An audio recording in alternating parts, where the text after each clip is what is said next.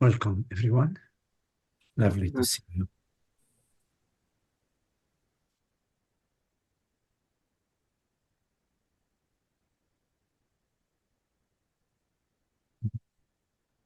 Just a reminder that this meeting will start with a guided meditation, and then it's followed with whatever questions you may have.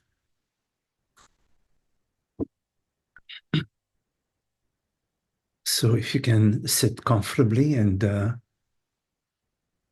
you're welcome to close your eyes or turn your gaze inward.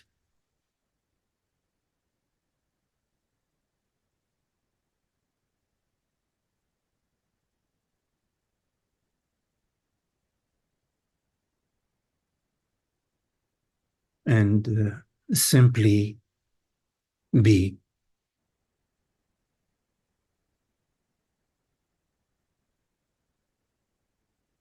Remain as you are.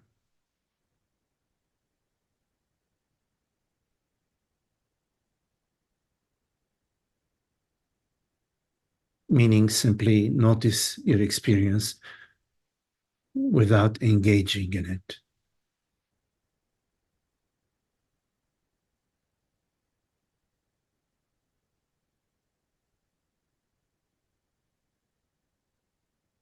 Not trying to figure things out.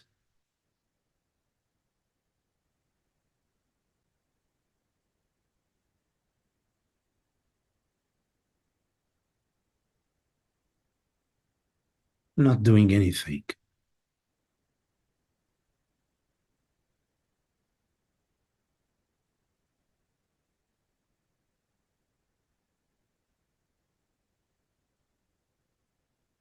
So that the mind is invited to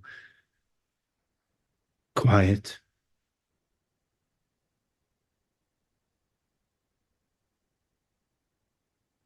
a sort of relaxation,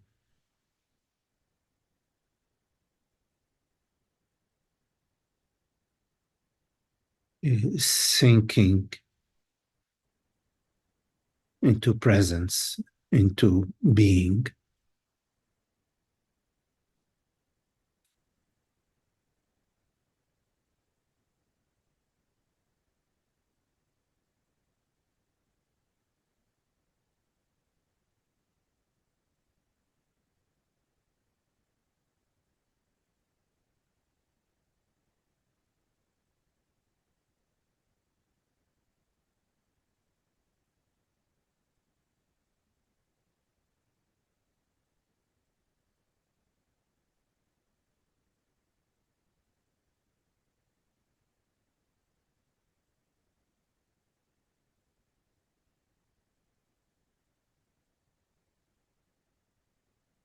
So the mind dissolves in presence.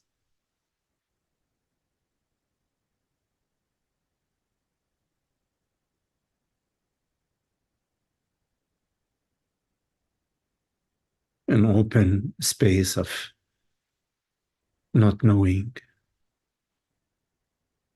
a formless quality,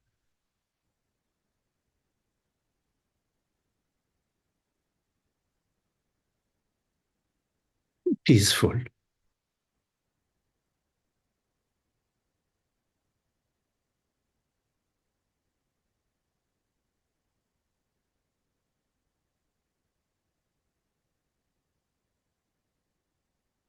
relaxed,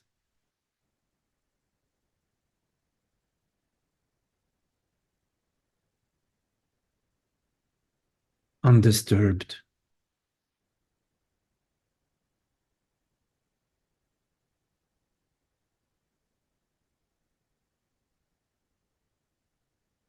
Thoughts may appear to you,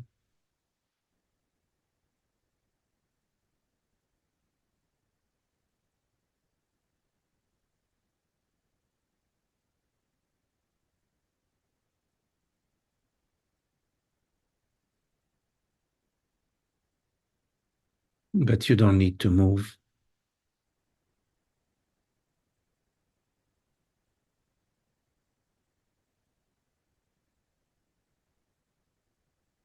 If there is a movement,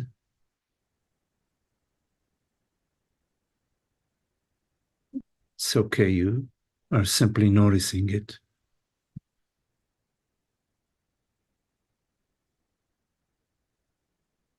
The noticing is not a movement.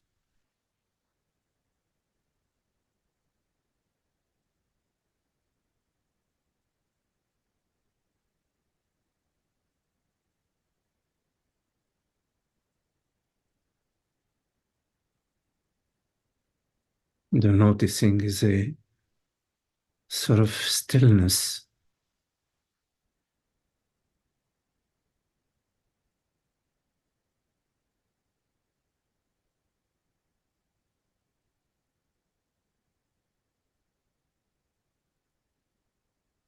The noticing is not a movement.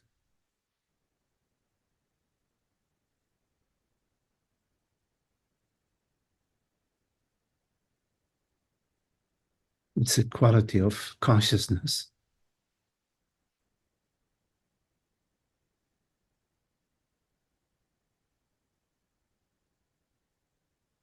knowingness.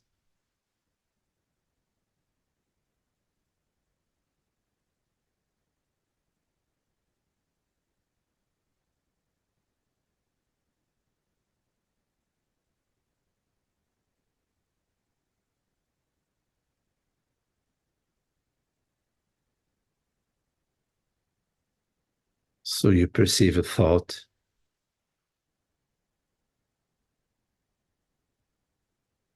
in the same manner that you hear these words.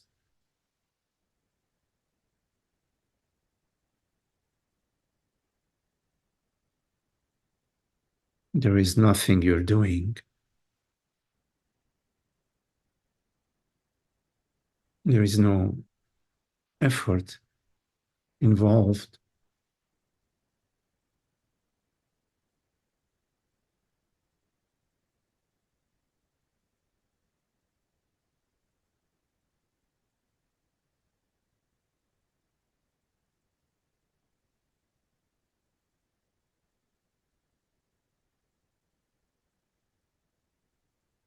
It is as if it is a universe which is speaking and hearing.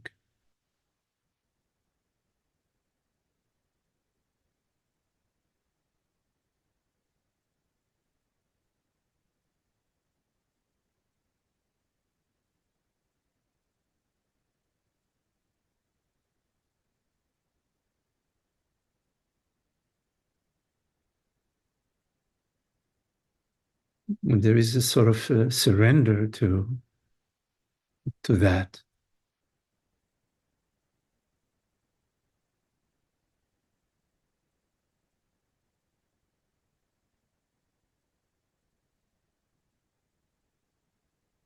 A peaceful surrender, which is a sort of a trust.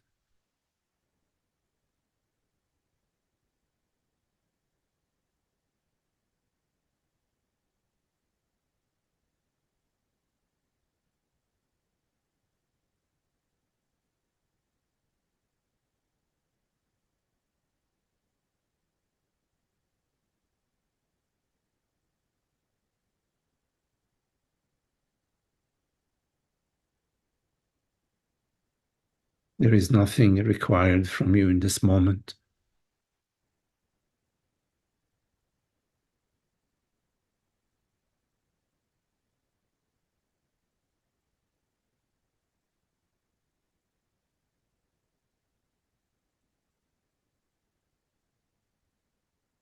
And yet, there is the heartbeat, the breath is going on.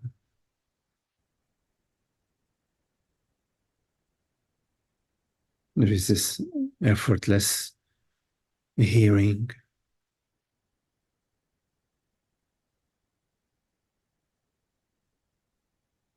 The world is happening.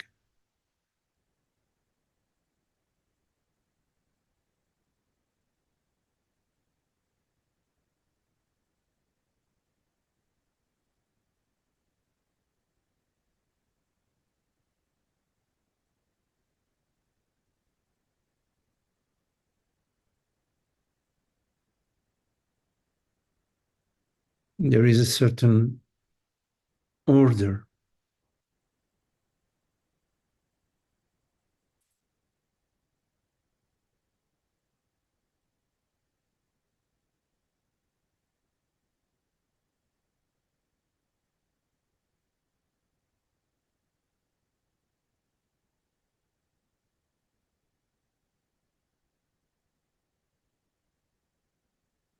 Because the mind is not opposing anything.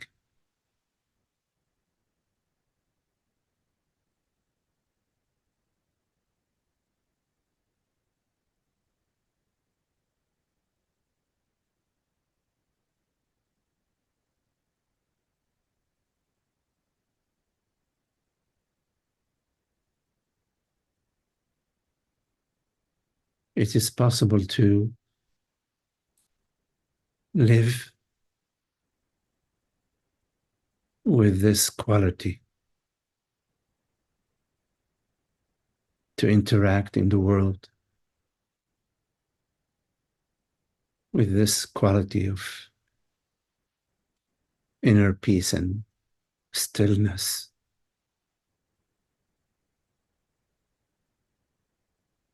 without being disturbed.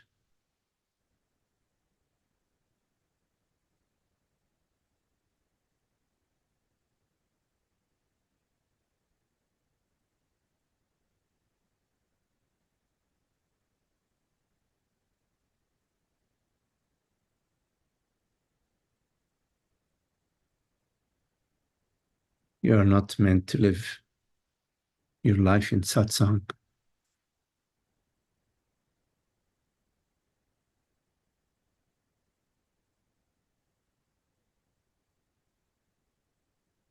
But there is a quality,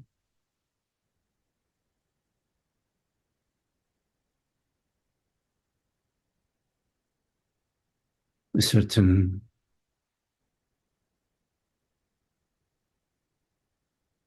experiential understanding in satsang,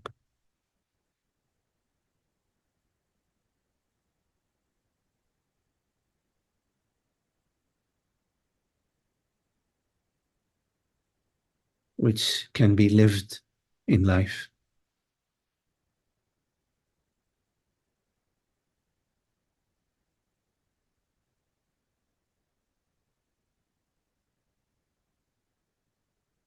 Every moment is a fresh moment.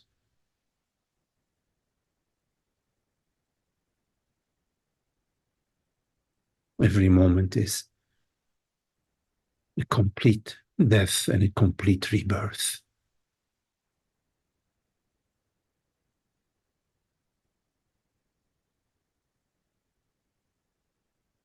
Because in every moment, the past and the future come together as one.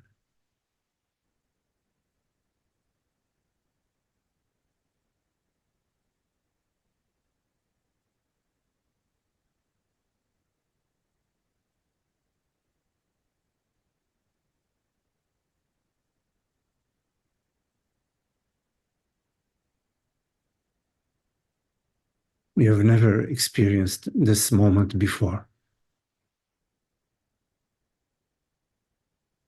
and you're never going to experience it again.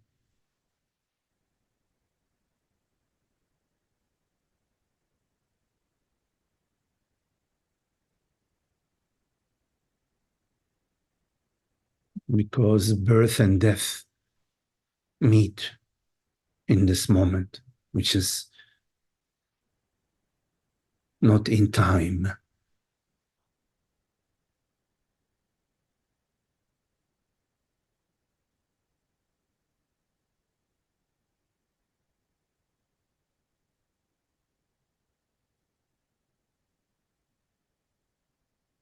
There is a relative birth and a relative death,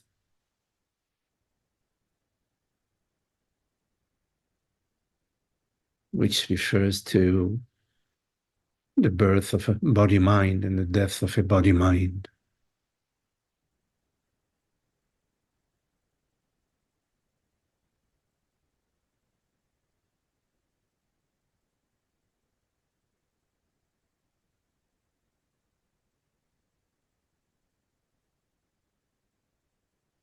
which is in the dream.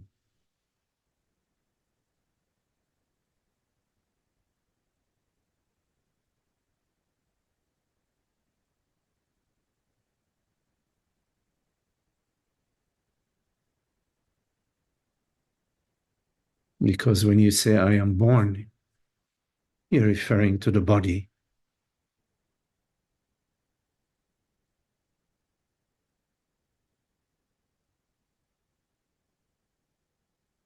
You believe you are born because you believe you are the body.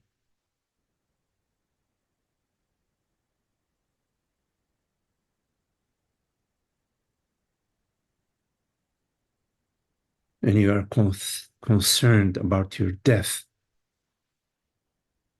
because you believe you are the body and you know the body is going to die.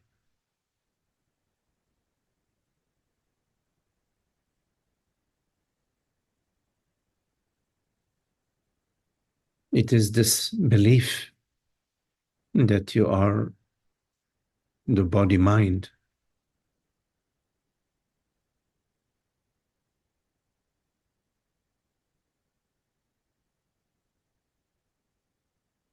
which is the cause of the belief in birth and death. Birth and death of consciousness is the result of that belief. The belief that you are temporary is due to the belief that you are the body-mind.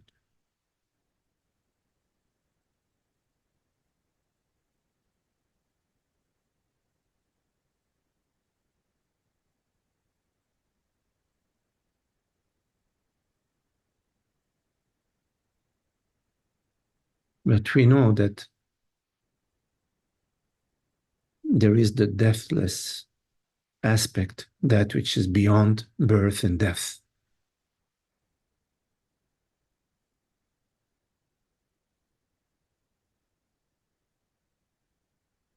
We know that because we are that.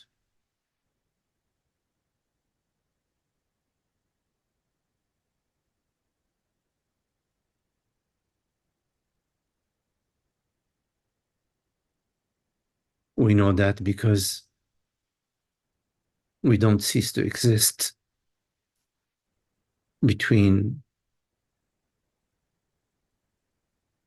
a thought and another thought.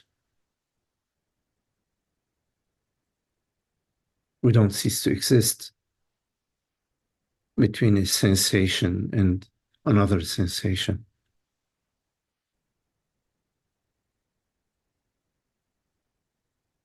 We don't cease to exist when the mind is quiet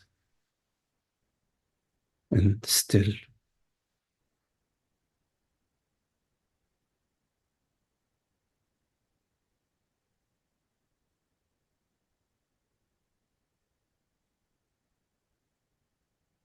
Although we know that we are eternal, this knowingness is in your background. It is not in your foreground.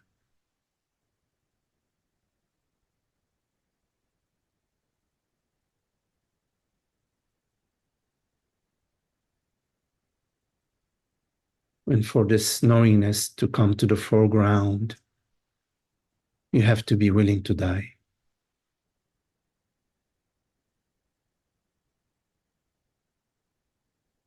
Not be willing to die later. You have to be willing to die now. I am available to die now.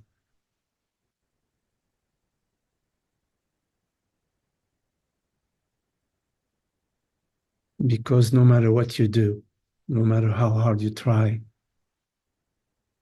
you cannot prevent that which is meant to die from dying.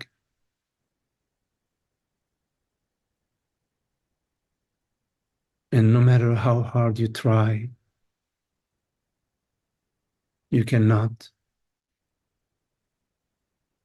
impose death upon that which does not die.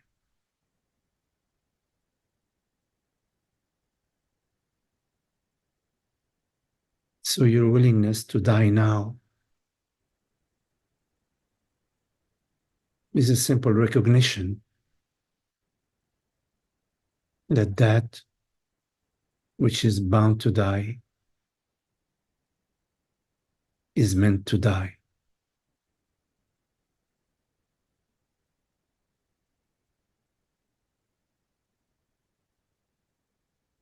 And why wait for tomorrow?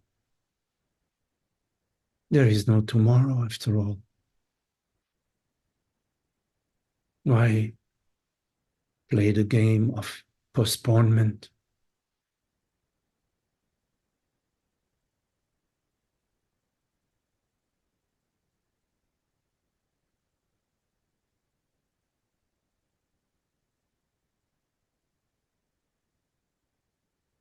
Whatever you're trying to preserve is imaginary, because the only way for you to preserve anything is to create a future. But experientially, you have never experienced the future. Only you imagine you do. You believe your imagination.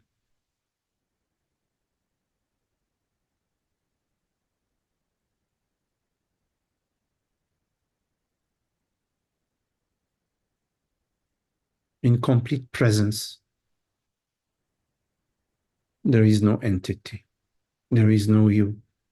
There is no personal self. In complete presence, meaning in reality, meaning in truth, there is no personal entity.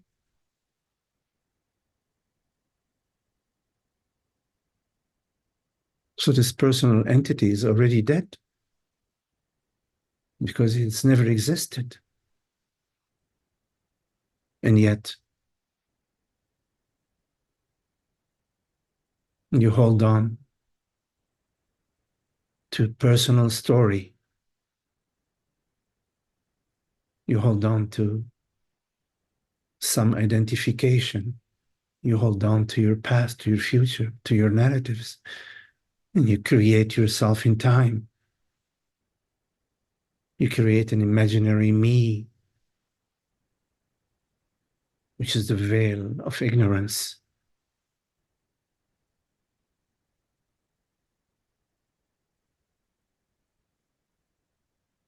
And you become subject to time.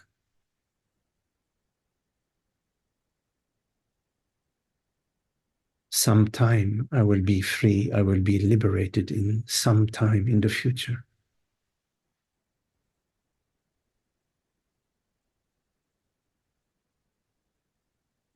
That liberation is this very moment.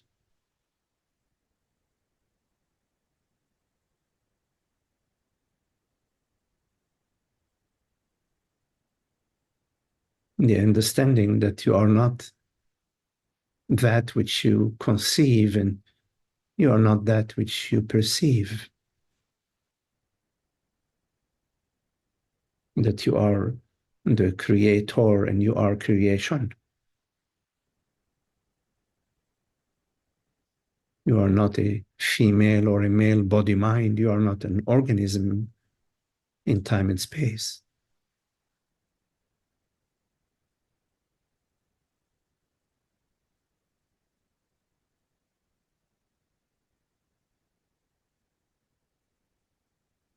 So you're available for your death, for the death of ignorance, the death of the illusory self.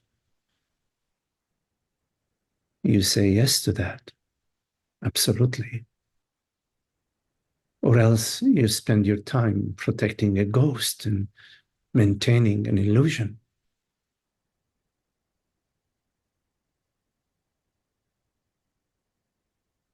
So you're available to this complete ending in this moment. The ending of the me story, the belief in the me story, and giving credibility to the me story. My life, my body, my health, my family, my wealth doesn't concern you. That has to do with the body mind. That has to do with the universe. Your business is to die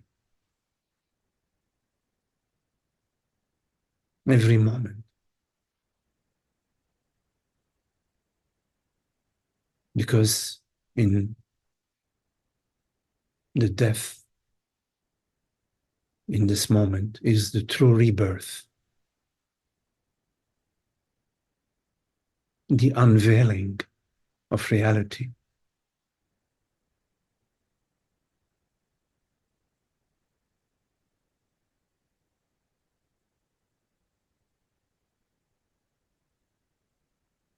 So, can we be like a newborn every moment?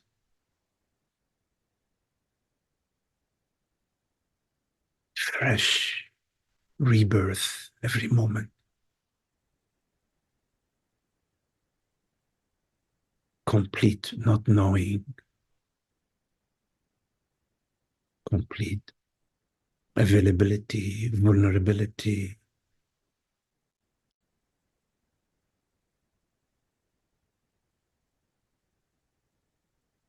If you smell early in the morning the earth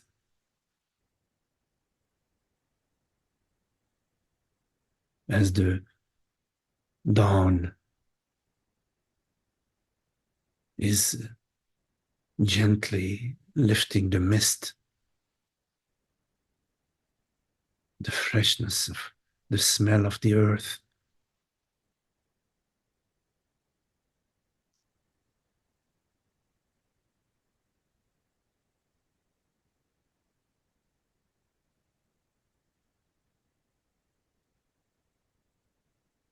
sounds of the birds singing,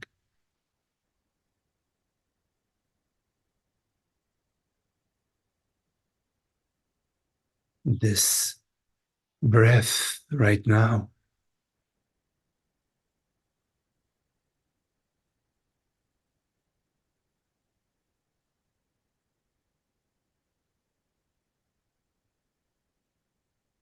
no resistance,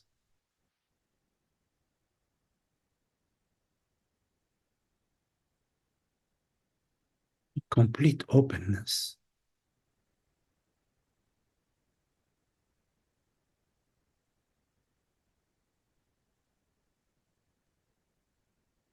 The body mind may be conditioned, is conditioned. Family, culture, history, but that pertains to the body mind. It is not an issue.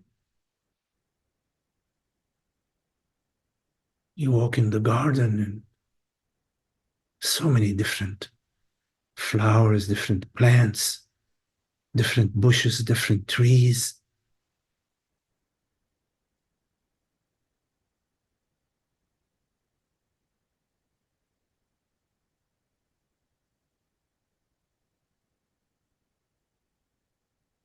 But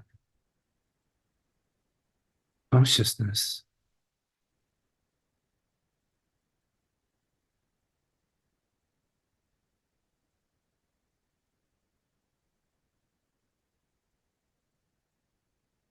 is not subject to distinctions.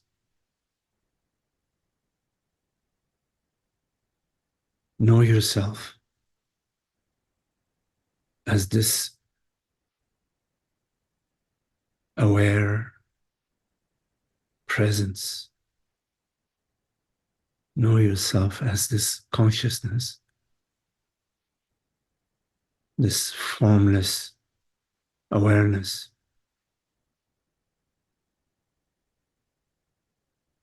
Without identifying yourself with the body mind. You honor the body mind, you take care of the body mind.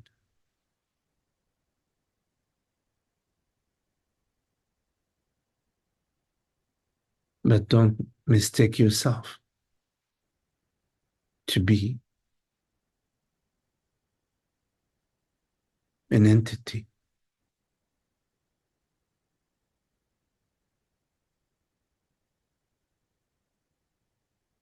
So that every moment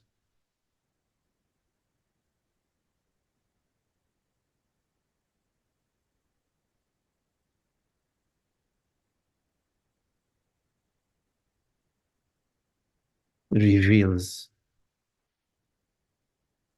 your reality and your totality, your freedom,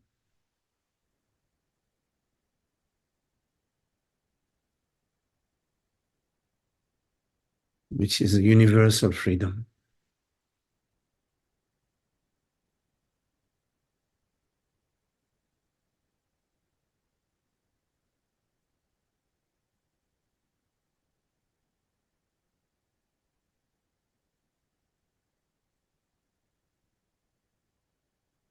Don't subject yourself to time.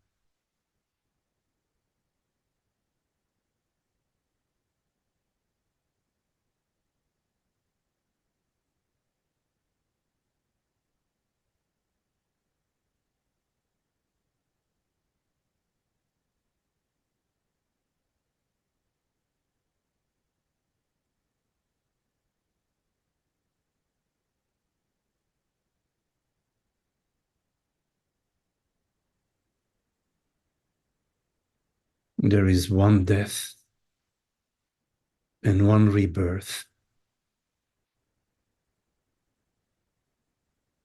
which reveals the ending of time.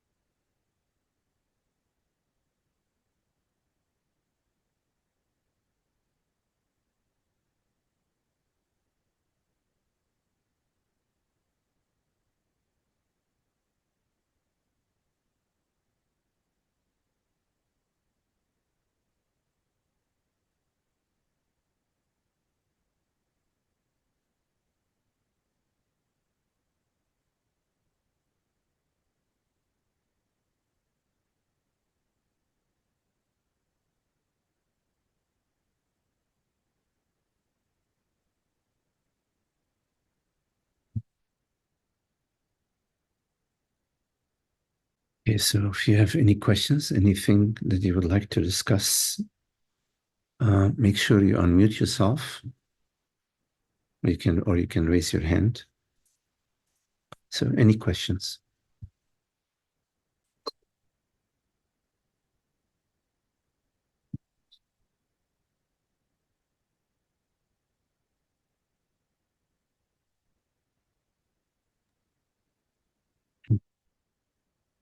Mm, yes. Okay. So, hello, Megana. Hello. Hello. Yes. Uh, Actually, I want to ask you a question. I have a son who is 10 years old. So 10 years old. I have a son who is 10 years old. Yes. Yes. So how can I start with him? Like he can come here. Even he is watching your web. This. Hello, Hello. sir. Hi. Yes. Okay. Nice to see you. What is your name? Vedant. Huh? Vedant. Leidan. Okay. Nice. Nice to meet you, Leidan. Okay. Wonderful. Yes. Beautiful son. Has a handsome guy. Okay.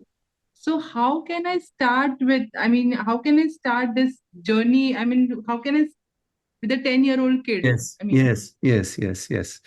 Uh, the best way is for you to because children, they learn from their parents by example. They learn from you how you live, how you act, how you speak, how you respond, Okay. how you interact.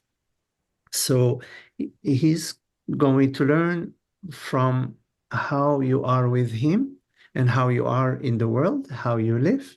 And so that's the most important thing is that way. No, is the teaching um, by example, not so much, Okay.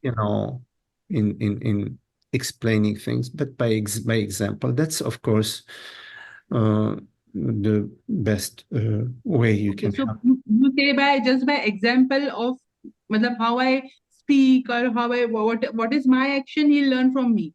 But Yes, at the same time, what I think is since the more you grow, more you go by age, the more you become personification. The ego keeps on rising as you age. yes, yes, So if the age is small, the identification is not more. So yes. I should I start with like making him describe that this is the body and the body's name is Vedant and this is the being. So should I explain it to him or It, no? it depends on if you find that there is a receptivity, if you find Okay. that there is a Interest. resonance, be, Okay, Rajana. then yes. But otherwise, you Okay. can let the freedom, because uh, we know our freedom deeply, deeply. We don't need somebody to explain it to us. We know it Okay. deeply. So Okay. the children, they live their freedom. They live. Uh, uh, uh, Yeah. they they have a joy, within them. We have to be Yeah. careful that the parents and the culture doesn't suffocate the joy and the freedom of the children, but Children. Okay. to encourage them to live freely, to be joyful, and of course, uh, uh, they will learn from you the morality and how to They will learn by example. That's what you say. yes. Okay. So uh, in my case, very interestingly, I had a younger brother. He was maybe when he was 12 years old. I Okay. was much older than him. He became interested. He started asking me questions. Mm. I was, of course, at the time deeply into the meditation, uh, and he started asking me questions about that. And Okay. so I answered him, and I found that he was very, very mature in that particular topic. And so we spent quite a bit of time together, a couple of years at least, sharing a lot of uh, things like that. And then life, of course, took us apart. And Okay. later on, many, many, many years later, life brought us back somehow closer together. Okay. Thank you. Yes.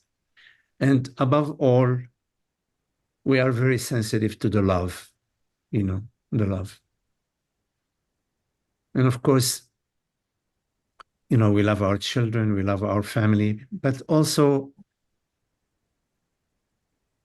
it's good to allow the love to express itself, Yes. not just in our family, not just in our tribe, but also beyond.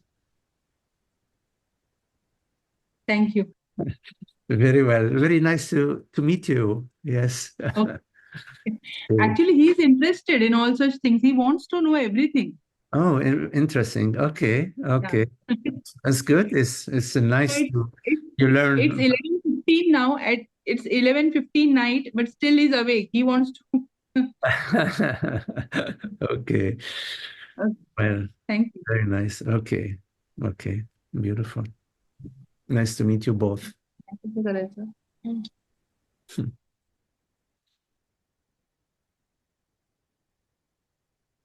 That's wonderful.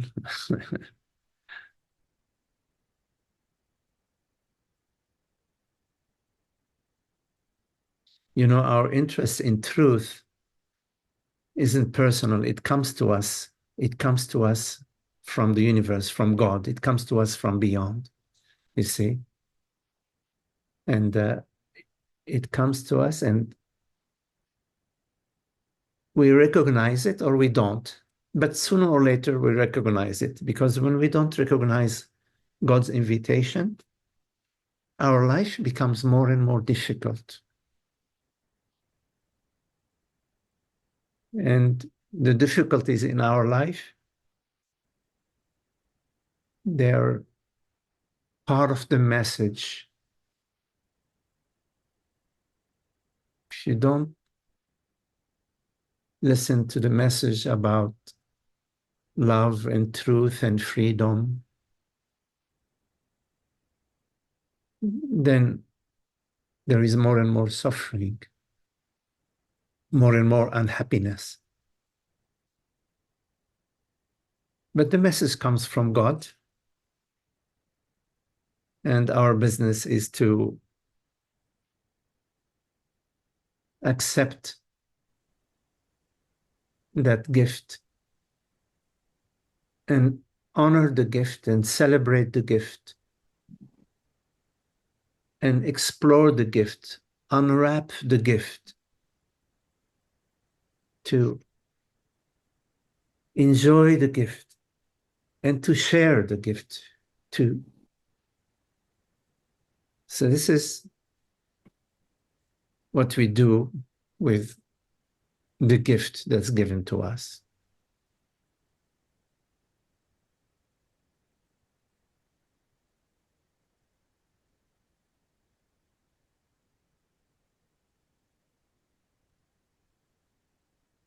And we never know how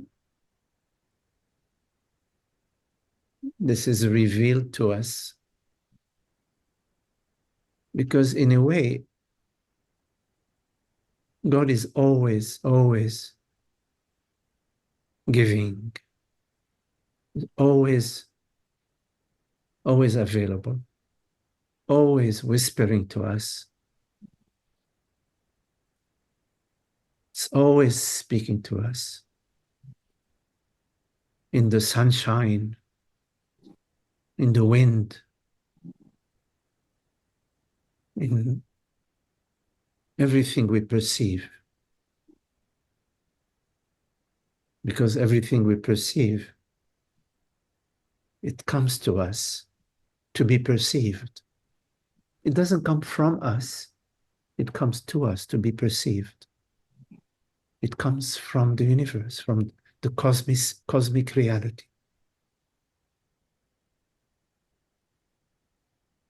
And the perceiving has to be a fresh perceiving, not like from the past, because the past is so full of judgment. It has to be appreciation, an appreciation for everything.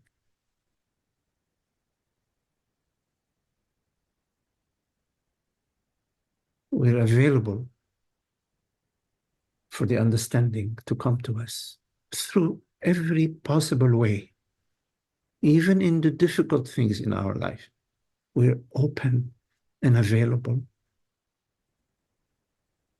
And because we have tendencies from the past, our business is to relax those tendencies and not to repeat them, but to explore a different way of being, a simple way of being, fresh, not knowing, available to see, to learn in the moment, to discover in the moment. We don't know what, but we're available, you see.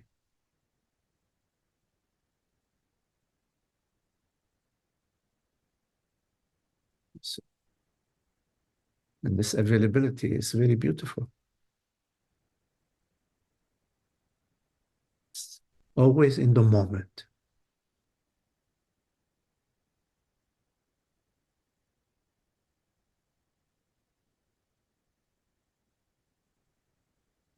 Let me see. Anisha, you had your hand down, but you took it back down, I see. Yes, yes, because the Okay. thing is, Varsha had risen her hand, so I thought, okay. Okay. So if you ask me, so okay, I got a shot. Okay. So hello, Ji. The thing is, it's so interesting that I just happened to be a retreat at the spiritual guru, and the theme of that retreat was art of dying. Was what? Art of dying. I'll just switch off Oh, the the fan. art of dying. Yes. Yes, and living every moment as freshly as you said. So I just feel as if that retreat, the theme of the retreat is just continuing. Okay. Because somehow you, even the meditation, the guided meditation, it just got connected.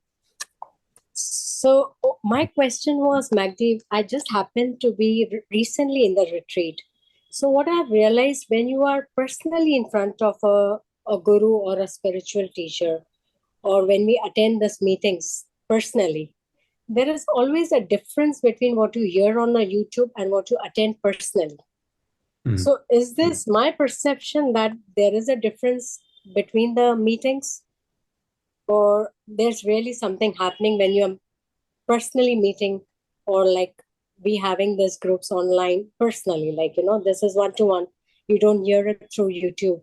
So I just feel there's some qualitative difference between those two meetings. I just wanted to know, is there really a difference, or? Well, two things. It depends on your availability at the moment. And also I can not answer the question because it's an experiential question. You have to answer this question from your experience. From my experience, I have had both experiences where I was in the presence of certain teachers, where I experienced a deep presence. And I recognized that the presence of the teacher was a resonance with the deep presence of my own being. It was just a resonance. And I have also been sitting on my own where there was that same resonance of my own being as this universal being. And I have also been in online meeting where, in my case, I was investigating certain questions with the teacher. And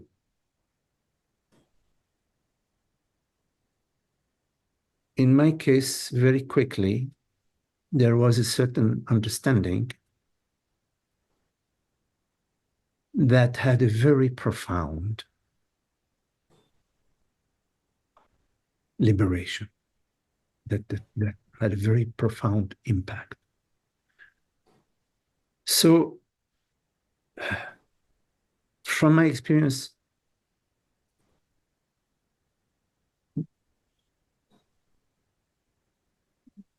I would not limit the impact or the understanding to simply being with a teacher. So there is, today we have available to us this format of Zoom, the Zoom meeting right now, for example, and other forms. And of course, we have also available to us personal retreats and personal Zoom meetings and personal in-person meetings. Centuries ago, maybe not so long ago, this was not available to us. I remember when in the early 1970s, there was no internet meeting and all of that. None of that was available. So the truth lovers,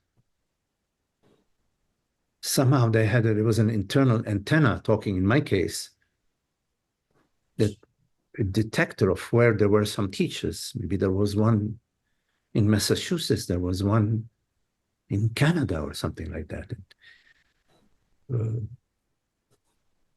It was quite a challenge to meet in person. And hundreds of years back in the older traditions,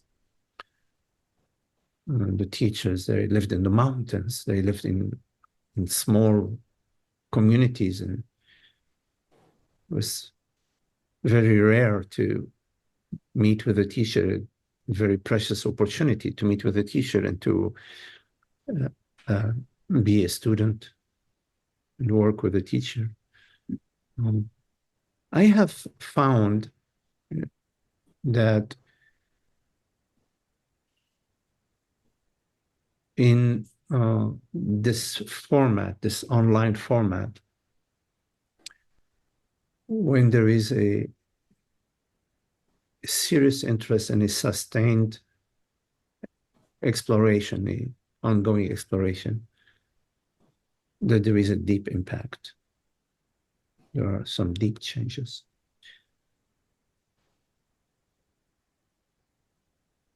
Being together in a retreat, at least the way, I meet in retreats, there's other qualities, of course. There is the friendship, there is the joking around, there are some private conversations, there are meals shared together. There is the experience of the teacher, and I'm not talking about like somebody special, the experience of being with someone who is no longer a person and to sort of rub elbows with a person like that, to sort of somehow you notice some things. You may have some ideas about the teacher, and then when you are with the teacher, some of your ideas may get a little challenged, you know.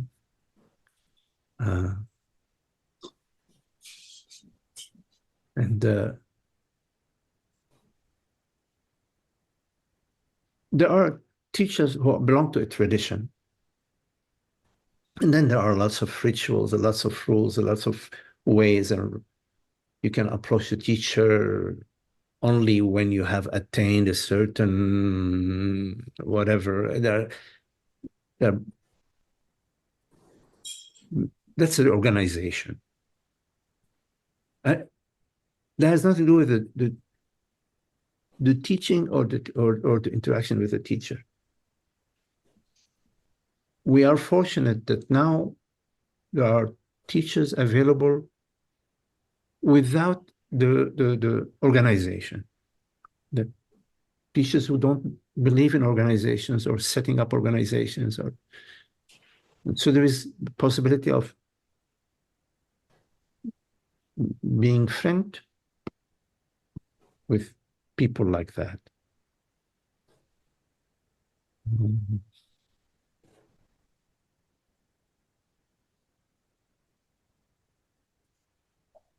I have one more question actually. Yes. You know, Magdi, today in this guided meditation, you were just talking about this awareness being in the background.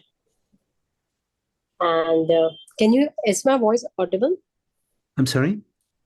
Is my voice audible? Yes. Yeah.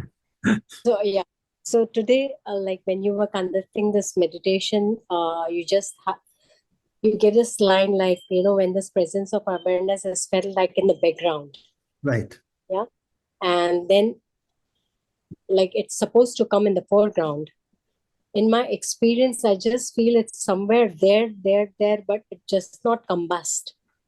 You know, I feel there's something holding on to something, or maybe I feel lack of worth, like, you know, that why it's not coming in the foreground, why it's still in the background.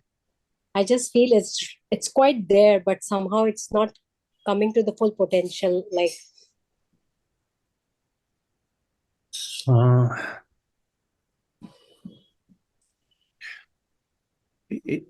it doesn't matter why. There is a ripening process. There is a understanding, a sort of, you can't reverse the understanding. So when this understanding is, but there is a process by which the understanding sort of expands. It expands in your life via how you're living. Don't forget that we have been living for so many years according to our patterns, according to our conditioning. So there are roots of ignorance, you know, in our body mind. And so as we are living according to the new understanding about universal reality, but universal consciousness, everybody is myself, everything is myself, myself is universal self, it's not the body mind, it's this openness. These patterns that are in our being, they start to relax because they're not being fed, they're not being maintained. But it takes time, and it takes living life according to your highest understanding. As best you can. I mean, without judgment. You don't want to judge yourself, but you know, because then the judgment belongs to ignorance, right? But it doesn't matter to know why, you see, because that's, what is it that wants to know why? What is it? Consciousness isn't asking why. So what is it that's asking why? It's irrelevant. What matters is that you live your life out of the joy, the happiness, the freedom, the love for everything and everybody. And you're available to explore new ways and not to repeat the old patterns. That's sufficient. Your love for truth is already there. Your understanding is already there. You have to trust that it's already there. You don't need to go back to the mind to build more structures in your mind. You don't. What for?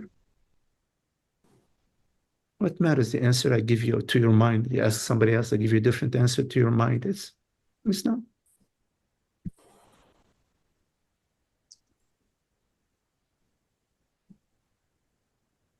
Thank you so much. Okay, Anisha. Nice chatting with you. Varsha. Hello, Varsha. Hello. Yes. Hello. Can Yes. you hear me? Yes. Yeah. Yes. Yeah, my question is about fear. What do you have to say about fear and how to deal with it? And I see a pattern which is always repeating in my life with the fear of making mistakes, and it's not there for some time, then again it comes up, and like Yes. I'm able to see, but I'm not able to do anything about it. Yes. Right. That's it. I just want to know how to Yes. deal with it and how to deal with the pattern. Like, Right. what right. do I do? Right. Yeah. So there are two things. Okay. First, there is the understanding. Okay. And then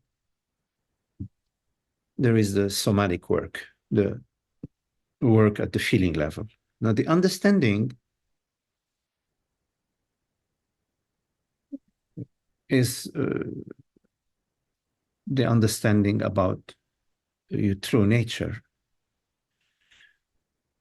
First, it's important to understand that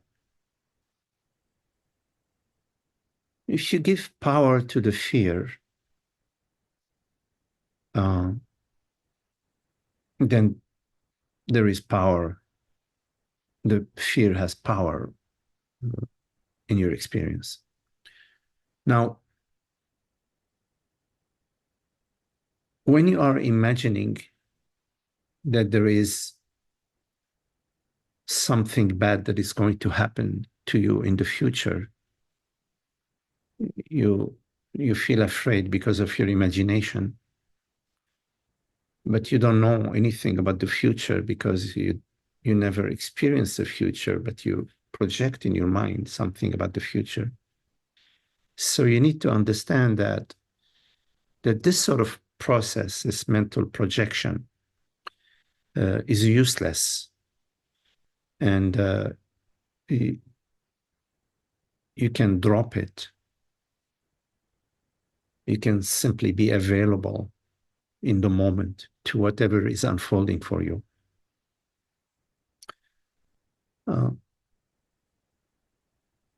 Also, there is the understanding about protecting. We are fearful because we want to protect something which may be in danger. And it makes sense. You know, when there is a lion that's attacking you, you're afraid and you're going to run up to the tree to climb away from the lion. That makes sense.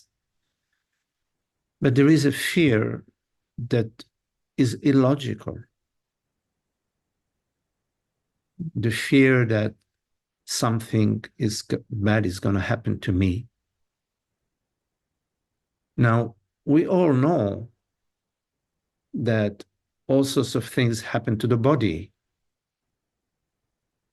And we do our best with the body to give good nutrition to the body, give good rest to the body, good companionship for the body. We know that about the body, and we know that sooner or later the body is already dead. But that's pertaining to the body. We don't need to be afraid because there is no lion running after us. All we need to do is take care of the body as best we can, the body and the world, our family, our house, our property, the best we can. Understanding that there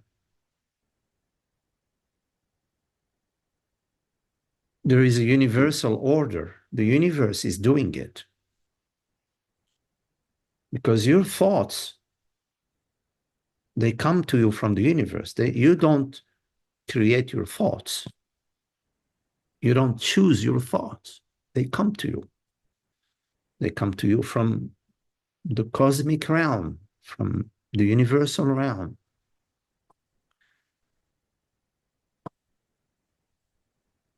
So everything that's happening in the world, in your mind, in your body, is a universal happening. It's an impersonal happening. You need to understand that. And your job is simply to live in the moment, taking care of your body, mind, and also living out of love, freedom, beauty, joy, happiness. Because this is what we love. We love peace, joy, happiness, beauty, freedom, love. So you do your best in the moment to live according to those principles of peace and happiness, celebration and enjoyment of life, whichever way you can. Now, in terms of protection, the fear about protecting the me, this me is a story. Varsha, the Varsha story, the Magdi story.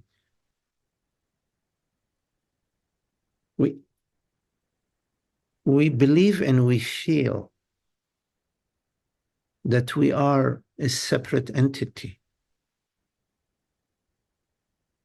We believe and we feel that we are a limited consciousness, that we are a body-mind entity. That's why there is the fear. Because we know the body-mind entity is bound to die. It can get sick. It can lose weight or lose money. Or we know that the body-mind entity is subject to conditions. It's part of the universal cosmic play. There are earthquakes, there are sunshines, there is thunderstorm, there are beautiful lakes, there are waterfalls. It's part of the cosmic order. The body-mind is always a movement. But it's a cosmic doing.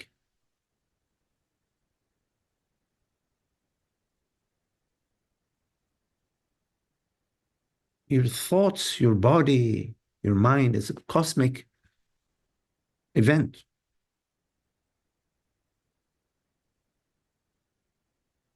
But consciousness, awareness, that's the you. You can celebrate the peace, because consciousness is the only reality, the one and only reality. Which means there is no opposition. The one reality means there is no other reality which is opposing it.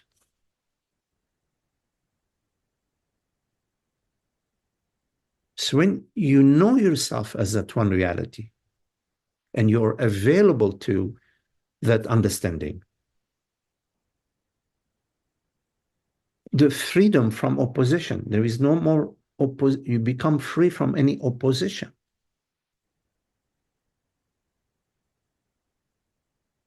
And that's peace. The peace meaning there's no opposition. And there's freedom. Freedom because there are no borders. No borders to reality, no borders to consciousness. So the fear is connected to your belief that there is a separate reality. There is an entity. Although you have understanding about consciousness, in the background, there's still the sense of a me, which triggers a fear. So you need to investigate that. Is it true that I am a separate, limited consciousness? You have to investigate that. Until you come to complete clarity that there is no evidence, I have no evidence that consciousness, this reality which perceives right now, is personal, is limited, and is contained in the body-mind, or is dependent on the body-mind. Now, that's at the understanding level. At the somatic level, there is the feeling of fear. So you ask what to do about the fear. Do nothing. Be completely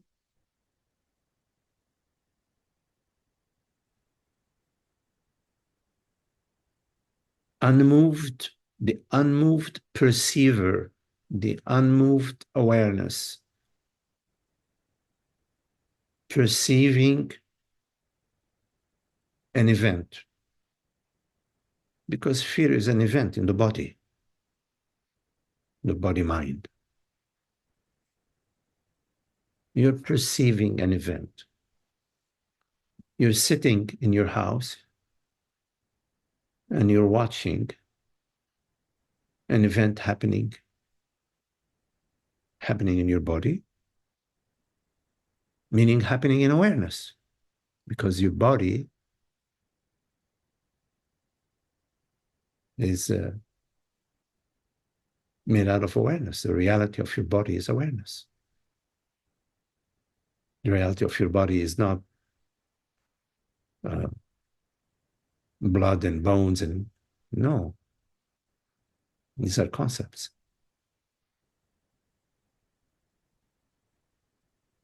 It's made out of awareness. So you observe the fear from a neutral place. By observing it from a neutral place, you are not feeding it. You're not resisting it. You're not arguing with it. And you're not even buying into it. It's like, it's not affecting you. Why should it affect you? It will only affect you if you are resisting it. You don't want it. Why don't you want it? If it's something which is happening, the universe is making that happen. Let it happen. You can experience the fear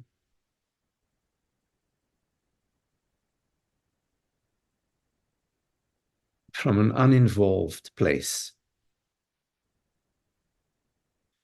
and it will change.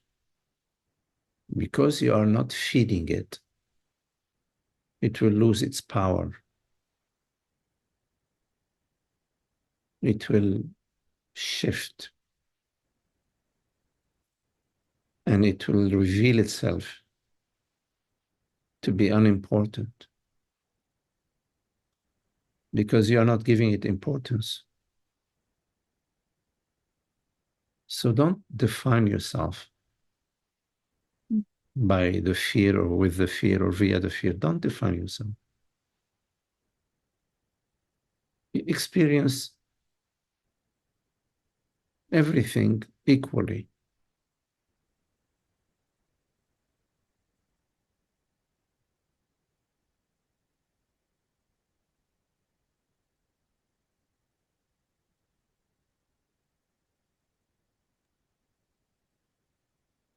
Experiment with that.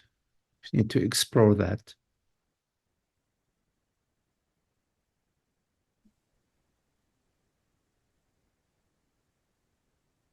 See how it works for you.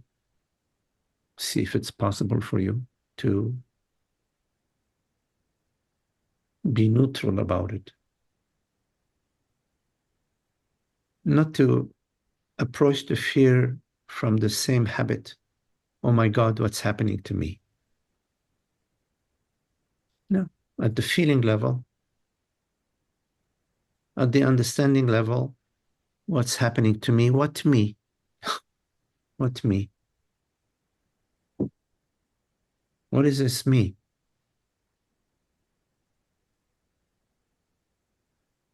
Because if you don't challenge what is this me, it will continue. It's a belief. You have to be clear that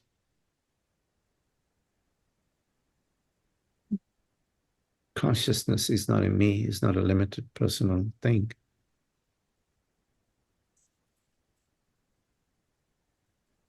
You follow? Yeah.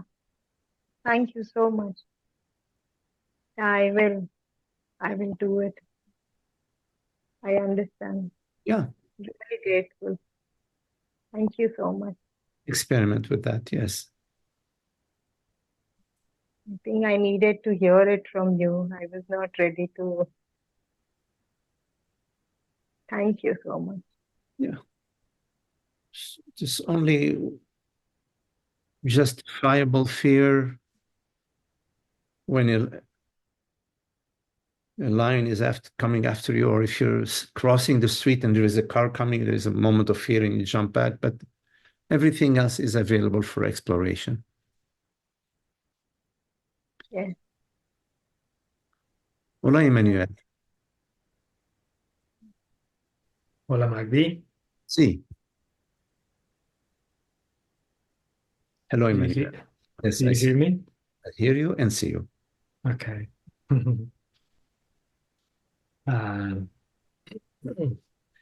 I wanted to ask about anger. When you came here to the retreat, I asked this question, but maybe I like to deepen more because I didn't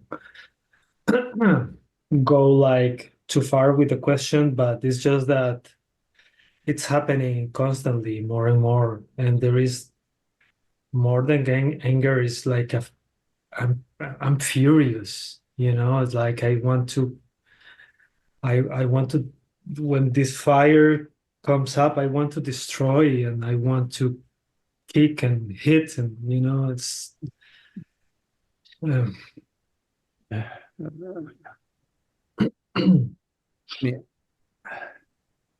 As I shared with you,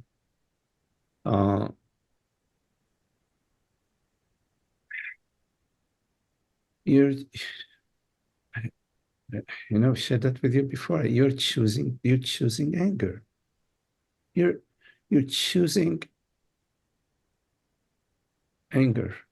I understand how there are some things that you perceive that are, you perceive them and you perceive the lack of harmony, you perceive the ignorance in certain behaviors. Ignorance is very common on this planet. I mean, you take a look, every part of the world, every tribe, every nation, every organization, every religion, every family, every individual, there is conflict. There is there is ignorance. Yeah. Okay. Why the anger? We don't like ignorance. I don't like ignorance. I do my best to live in harmony and to be in relationship with people who have a certain quality, as best as I can. Every person has a different environment, different situation. Your situation is different from mine, and mine from yours, and from many other people. So I am appalled sometimes by certain behaviors. I'm outraged by certain behaviors that are like so ignorant, so violent, so disrespectful, so dehumanizing. But why the anger? Anger is a choice we make. We choose to hold on to a story, a position. We refuse to understand that this is a universal happening. No, we refuse to understand that. Instead, we hold on to our story, and our idea, our belief about society, about government, about others, about how people should be, how they should live. I mean, I agree with you that when we're relating from a place of respect and honor and fairness, it's very beautiful. And that's what I choose, and that's as best I can how I live. I make some choices. Some choices have an immediate result. Some other choices, they have a result after a few years. But I still make the choices to live the happiness, to live the freedom, the respect for others, the honoring consciousness, not to engage in inner unhappiness, not to engage in inner judgments and holding on to my opinions about my father, about my clients and family members. No, it's just okay, let it be. Let it be. So I don't get angry. But I can sometimes, something can really upset me. I can say, hey, what is going on here? No, I don't accept that. In the moment, but not holding on. It's like in the moment, boom. But the anger that sort of eats at you, or it's like upsetting you, it's a choice you're making. You're holding on. You're choosing to hold on. You need to see if anything that I'm saying here really resonates for you, because otherwise I'm just babbling away. What are you holding on to? Can you explore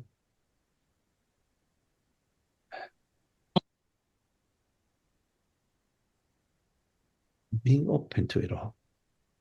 Not to personalize it, not to make it personal, not to make it about you, to make it about you. But for example, you say like living the happiness and living the love and expressing the freedom. But then I feel limited.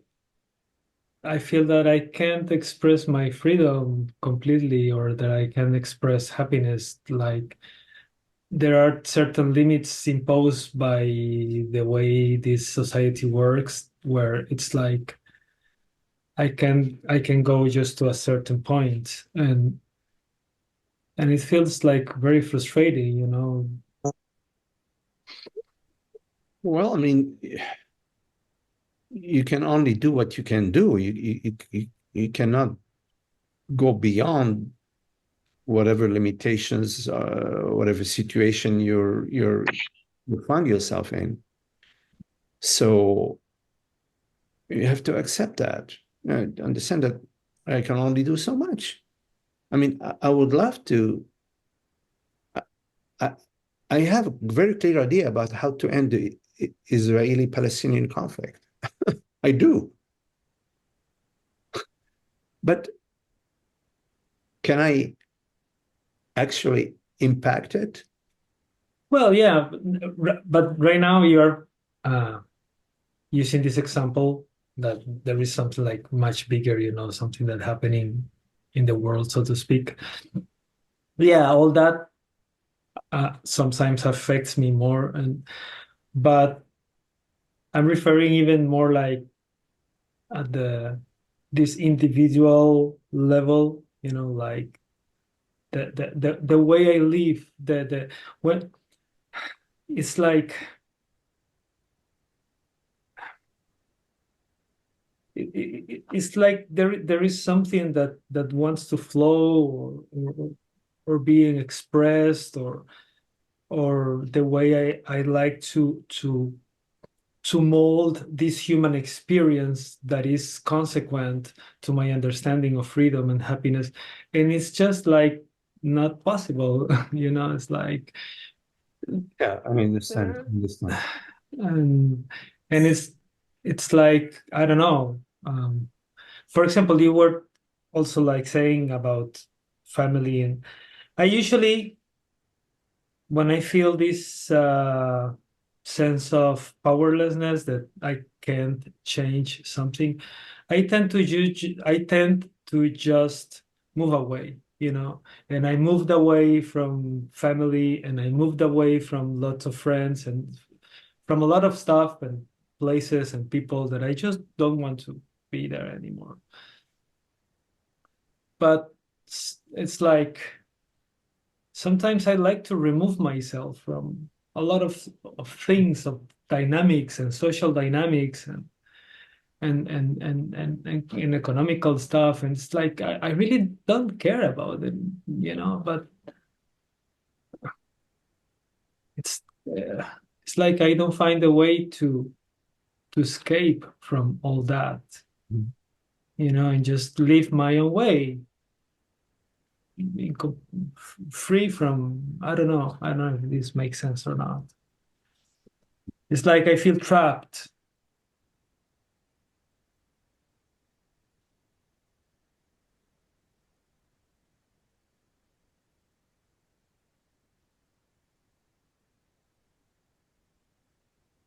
You know, like here in this area where I'm living now, I see lots of things happening, how humans are destroying little by little the Okay. natural economic ecosystems. And I say, okay, maybe I just don't want to be part of this and just go away to somewhere else, but I can't go because I need to stay here because I need the money, you know, and all that stuff. You know, the trap,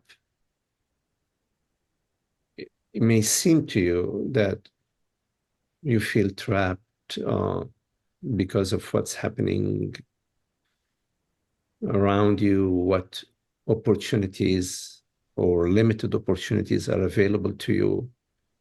But that's the trap is not that. The trap, well, we already talked about that so many times. The trap uh, This is the meat trap. That's a real trap. The trap is whatever it is that is feeling trapped is the trap. I mean,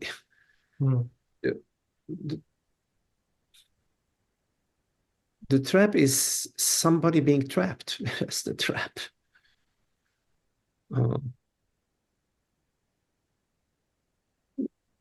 That's the way. That's the path out of the trap. Is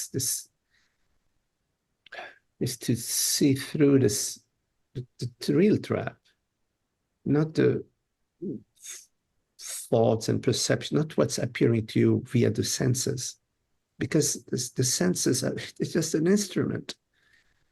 It's a different dimension. The trap is at a different level.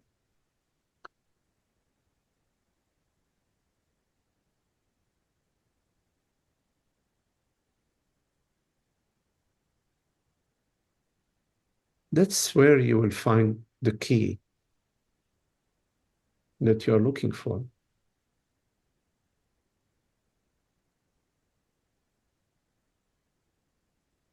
I know that you know what I'm talking about, and I know that sometimes your mind appears very powerful and overwhelms you. I understand that. Your mind and your senses. But you know what I'm talking about. And you know that's the key. Because the key is not in the world. The peace we are seeking is not in the world, is not in the body, is not in the mind. It is not there. You will not find it there. You will not find it in the mind. You will not find it in the body. You will not find it in the world. But yet there is peace. And it can shine onto the mind. It can pacify the mind. It can relieve the contractions from the body. It can alter your perception of the world. But it doesn't come from that. You're struggling with the wrong beast, you're looking in the wrong direction. And you're struggling with your mind, with your body. You're struggling with yourself.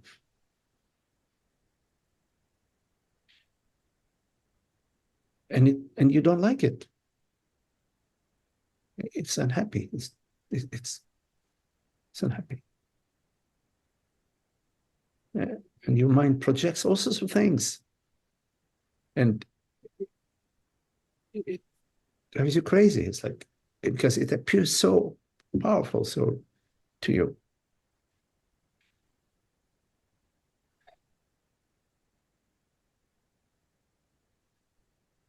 But you don't live in the mind. The mind lives in you. It appears to you. The mind doesn't freaking define you. Doesn't know anything about you. Doesn't know anything about anything. Mind is thoughts, sensations, perceptions. It's like clouds. What do the clouds know about the sky? The birds, they just know how to fly and sing and hop around and peck for food. That's what the mind does. But we can enjoy the birds. Can enjoy the mind, but not when we are using the mind to guide us to peace and happiness. We're using the world to reveal reveals peace and happiness to us.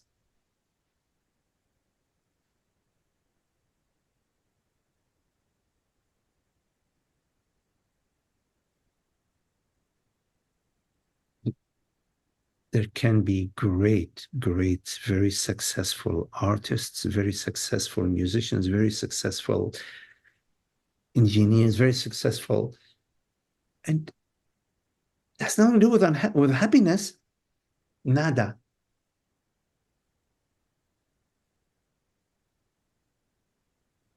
Beethoven, his symphonies, but yet deep unhappiness.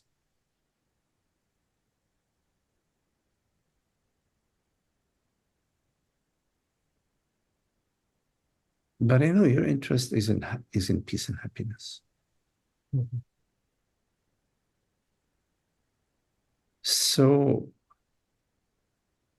it's a different direction of looking. Don't give so much power to the anger. Don't. Like a balloon, that let it takes a little time for the air to come out of the balloon, but let the air come out of the balloon. No. It's toxic for you and for everybody. No, let the air flow out of this balloon.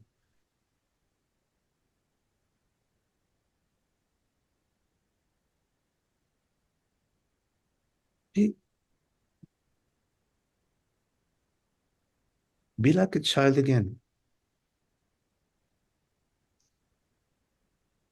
Why not? Children are great. Be like a child every moment. They don't know about this and that in the world, and it's not But complicated. there is also intelligence and a natural intelligence in Yes. children. Yes. Like even if they don't have the conditioned mind, they are able to see, observe, and some intuition saying like, I don't know, this is maybe not good or something. Well, right. So I'm talking about to be childlike, but I'm not saying that children are enlightened beings or they're. I'm not saying that. I'm just saying that aspect of childlikeness. Of course, there is a path from a child to the development of the ego, unhappiness, and the whole interest in freedom, truth, and love and beauty, of course. But it's a different conversation. That's actually the conversation we're having now, about peace and freedom. And being childlike is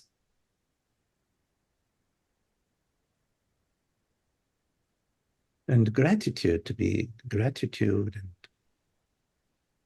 and giving. You're very giving. So that's very beautiful. There's a lot of wealth and health that comes to you from giving. So be open to that. Be open to the receiving.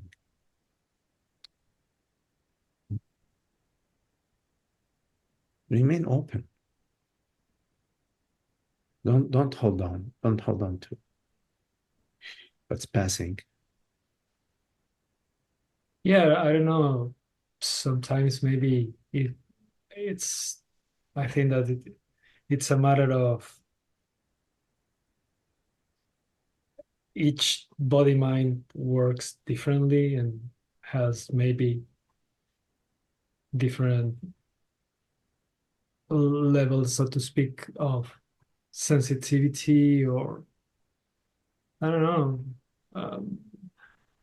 Sometimes there are people who are not very much affected of about what happens, or there are others who are more affected. I don't know. Yeah, I mean, I'm not justifying it. It's just that I get it's difficult for me just like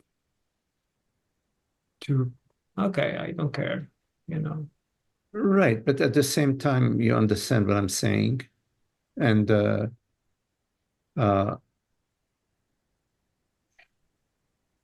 you you decide to buy into the idea that you are sensitive and it's not easy for you to sort of Okay. go. And I understand that story, and Okay, that's okay. shows that. Oh, okay, but Okay, I get it. Yeah. Yeah. you Another story. understand Another story. what I'm saying. Yeah.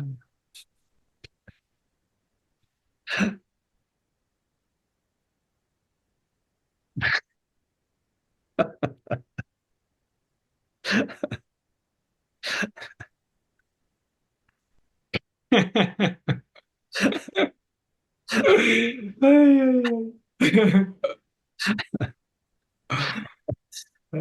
Games we play. You're right. Okay.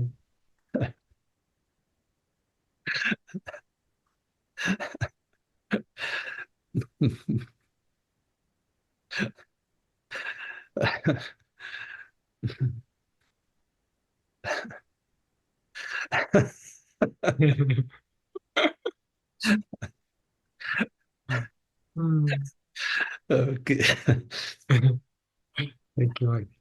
Okay, very well.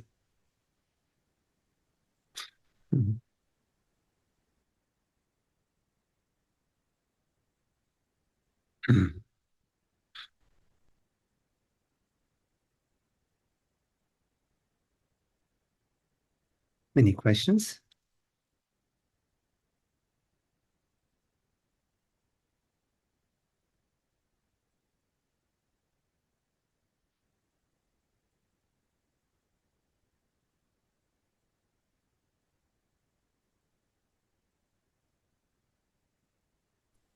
Magdi, I have a question.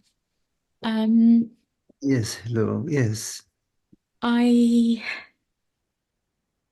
It's a question about unmet needs. Mm-hmm.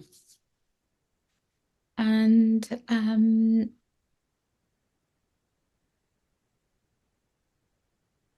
just trying to think how to phrase the question because Can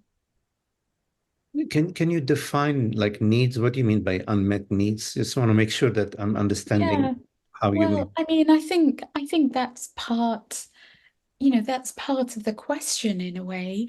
What is a need? Right. Yes. It's, because we have so much more than so much of the world. Let me define how I use the word need, and then you can Mhm. sort of maybe see if needs. The way I use the word need is they refer to the body mind. That human organisms they need food, shelter, and clothing. They need companionship. Uh, so needs pertain to the human organism. That's how I define needs. And of course, we do our best to satisfy those needs, food, shelter, clothing, housing, and companionship, friends, and relationships, partners, tribe, etc. Yes. So that's how I define the word need, which is different from desire. But anyways, I would like to go back to you speaking your question. So I want to make sure that I'm addressing your question. So I'm trying to think how to put this, and I don't, because I don't want to go into a historical narrative, but I think, I think many people don't have the life that they want. Okay. And some, so how can I put this? I think You know, so so for me, for example, I've spent a lot of my life believing that material things are really not so important. And I've spent, and I don't know what your tradition believes about, you know, about how we come to be here with the particular issues that come up for us, that we give space to try and allow to integrate. But I mean, for me, I've denied myself a lot of things because I've thought somehow that it's, you know, morally wrong to have more than your very basic needs. And I've also had a lot of struggles, including financial struggles. So a lot of times when I haven't had enough, historically, so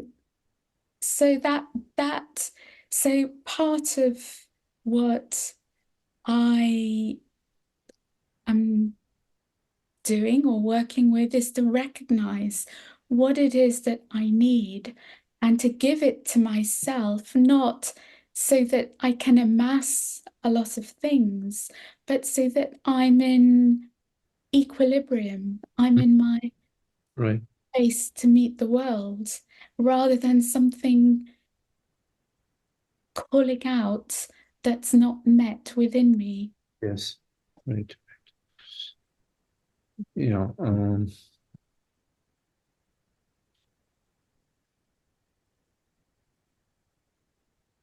so a few things. I mean,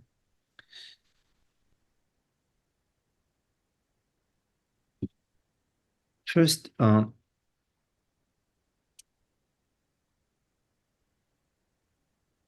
why limit yourself? You know, why adopt a cultural thing, which means history, which may be applied to, I don't know, great grandparents, whatever, I don't know. But why limit myself in any way? As long as it's not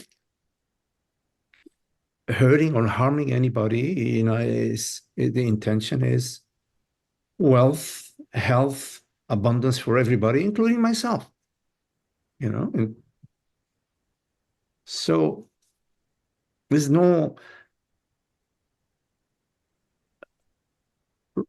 universal reason to limit yourself, but there are man-made reasons to limit yourself. For example, give to the church. But, you know, give your wealth to the church or to your guru or whatever. I mean, but that's man-made. It's not a universal principle.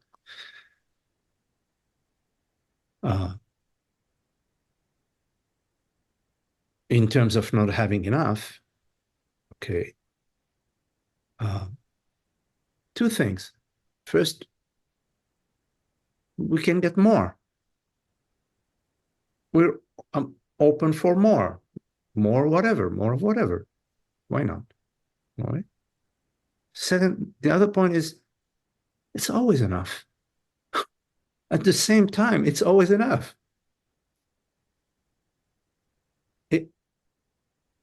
Sorry, I don't understand that. Please explain that.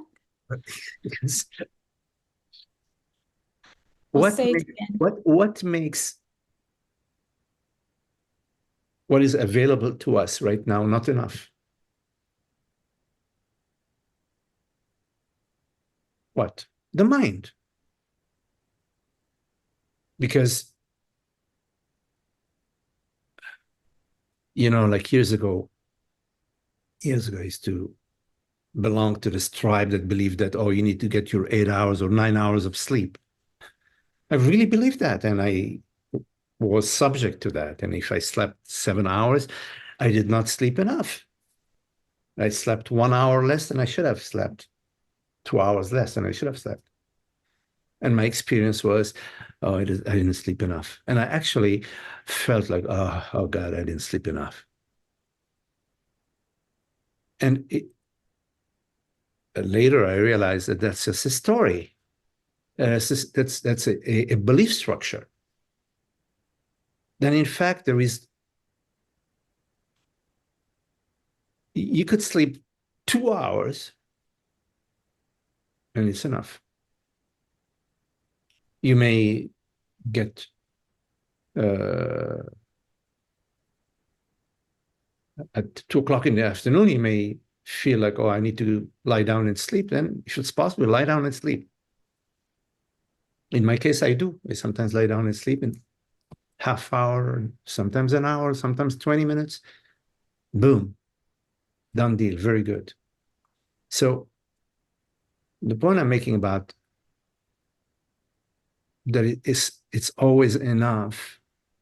When your mind is not buying into any story, when you are in full presence with what is going on and not living in a belief structure, everything is just right as it is.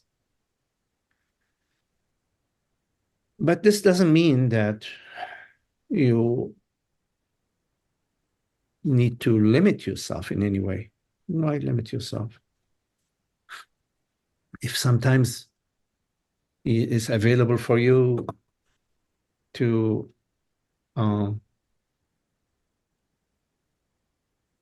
indulge in something that you feel brings you some fulfillment, some happiness, and if it's possible for you, go ahead and do it. It's life is about happiness, and whatever resonates for you in terms of happiness is available for you to explore, to be open to.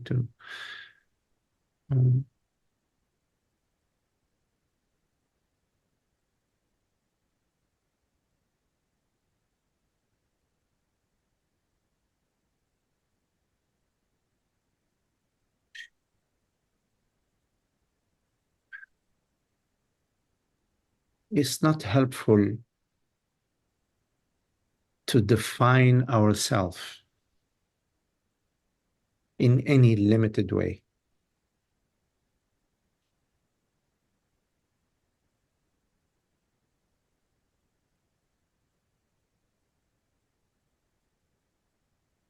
Just be open to infinite possibilities. Be open to the universal giving, because the universe is constantly giving and refreshing itself. I mean, imagine every morning the sunrise, you know? Isn't that amazing? That there is sunrise every morning.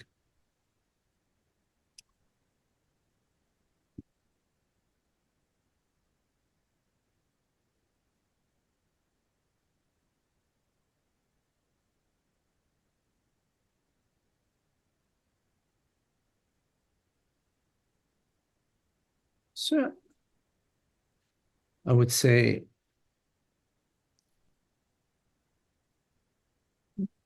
let the past be the past. Live your life in the moment, in presence. And don't live your life as a limited entity. See what happens. Don't act as a limited entity. Don't think of yourself and others in any limited way whatsoever.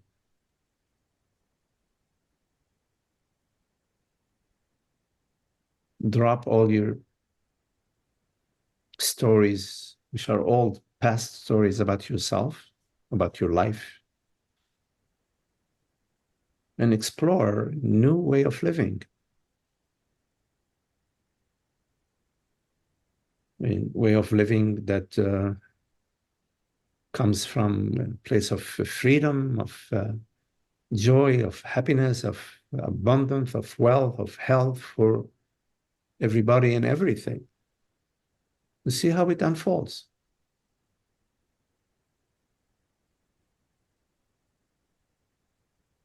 Because it's about happiness. Life is about happiness.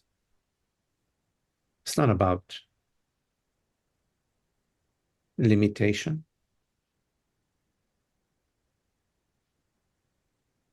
I mean, we've inherited limitation from our ancestors. But it's our business to change that. We don't need to pass it on.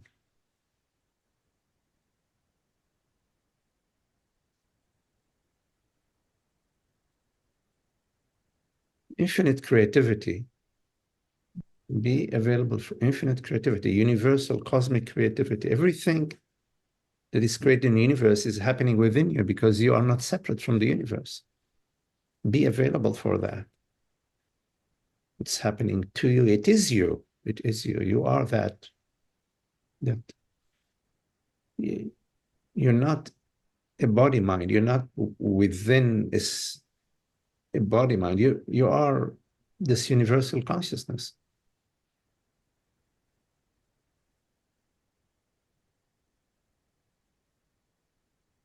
We have a direct connection, like with the universe.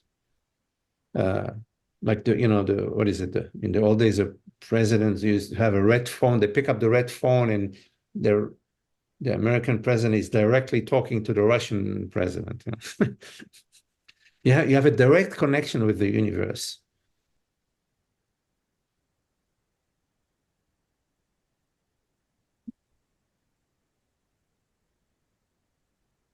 I mean, completely direct, like the connection between water and wetness, or between fire and heat. That's your connection with the universe, with infinite cosmic potential.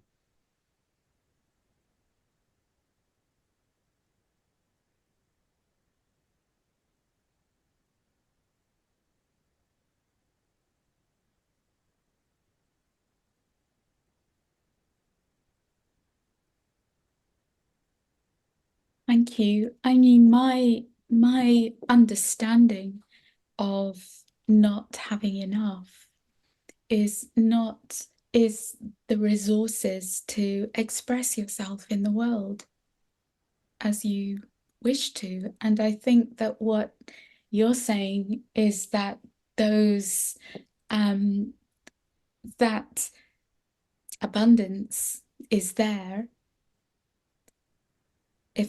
if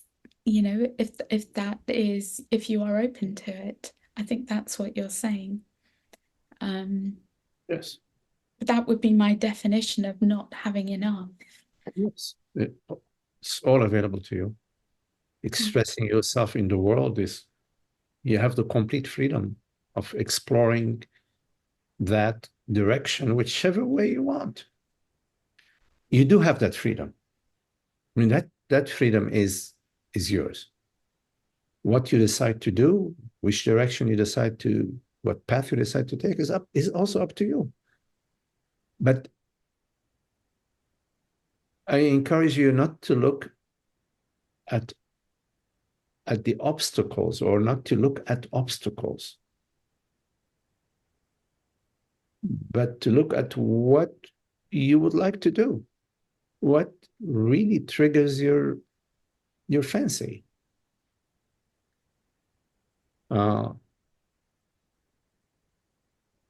Rather than looking at, oh, I cannot, I can only do rather than looking from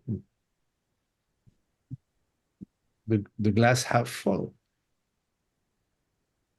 Look at what really speaks to you from that level, honoring your freedom and recognizing and acknowledging your freedom. Because if you don't, then you're buying into limitation, and okay, well, then it's a done deal, you know. What is that to talk about? I'm a limited entity, I'm a limited self. Well, welcome to the club.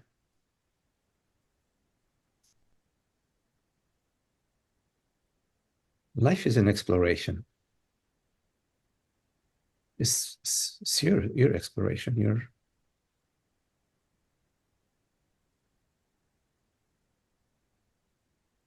Thank you. okay. Nice chatting with you. All right. Well, thank you all. Lovely to be with you all. Anisha, Elovice, the Masiman, Julie, hello Ezra, and Rajni. Hi Rajni, nice to meet you, Rajni. Hola Emmanuel. Hey Mark. And Sudha. Hi Sudha. Hello Charles. Laura. Rahul. Hello Rahul. Lynn. Jackie. And my sweet Tara. Thank you all. Thank you, Magdi. Thank you, Magdi.